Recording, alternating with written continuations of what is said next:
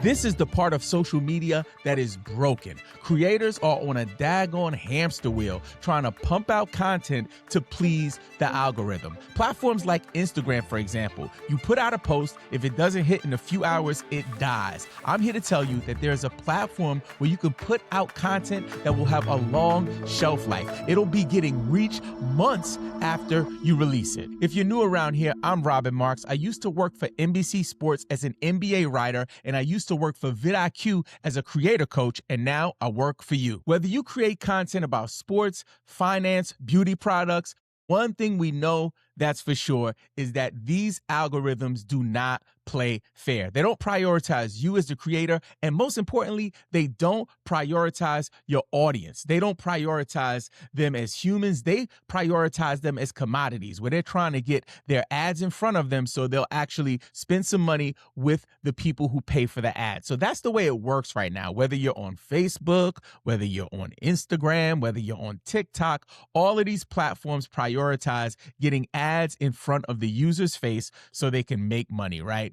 What you're about is all about improving the lives of your audience. You're trying to make people feel better. You're trying to give them knowledge. So I know that you're trying to feed into the souls of the people who subscribe to your content. So what I want to do is offer you an alternative. If you haven't heard about Substack, it's a platform that has really taken off in the last few years and is the only platform that I know of that operates like social media, but gives you the opportunity to connect with your audience on an intimate level through email, right? They give you the opportunity to build an email list right there within their ecosystem, which has a social media component that's called Notes. Now, you and I know that when you put out content on social media, it has a short shelf life, right? Some platforms do it better. For example, if you consider YouTube a social media platform due to its comment section and memberships, things like that, you can put out a video on YouTube and it'll live on for years, especially if you create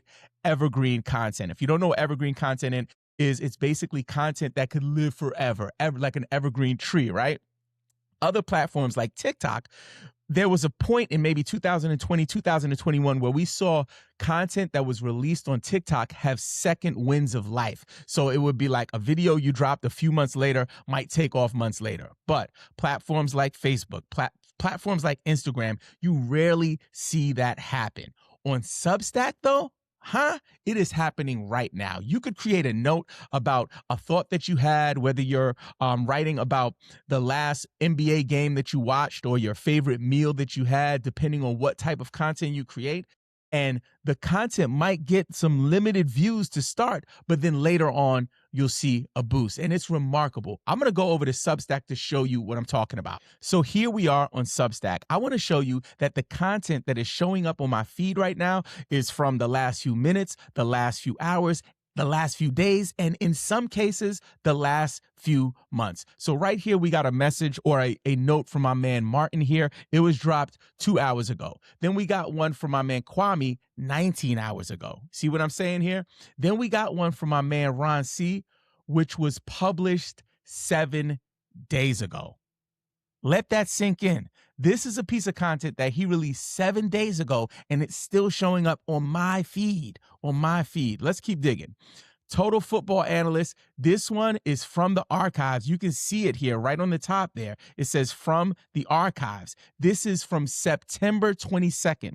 For context, at the time of recording this episode, it is January 13th, 2026. This is from months ago, and we're seeing that this content is still showing up. Let's do a few more. This one was from 5 hours ago. This one from my man Dominic Butler 3 days ago, and there's more. This one was from 2 minutes ago. We have another one from Dave Curtis 1 day ago. Murphy's Sports Journal 2 hours ago. Russell Clark here 26 minutes ago. The Hobby Wire 1 day ago. Let's keep going. Then we check this one out. This is good. This one from 760 Cards is 18 minutes ago, but Ron C's post, December 19th. December 19th, this post was released. So this shows you if you're creating content on Substack, it gives you the opportunity to get in front of a new audience, right? even if you posted months ago. You're wasting time on Instagram. Unless you have a loyal following already and you're seeing consistent traction and you've built some kind of a business or foundation there, then go for it. I'm not against that. I'm all for it. I'm a social media professional. I get it. However, if you're new to creating content for sports, if you're creating in other areas and other niches, this is a space where you want to start. You want to start here. These are the starting blocks for content right now, because if you are not capturing the email of your audience like you can do on Substack, you are literally operating on rented land.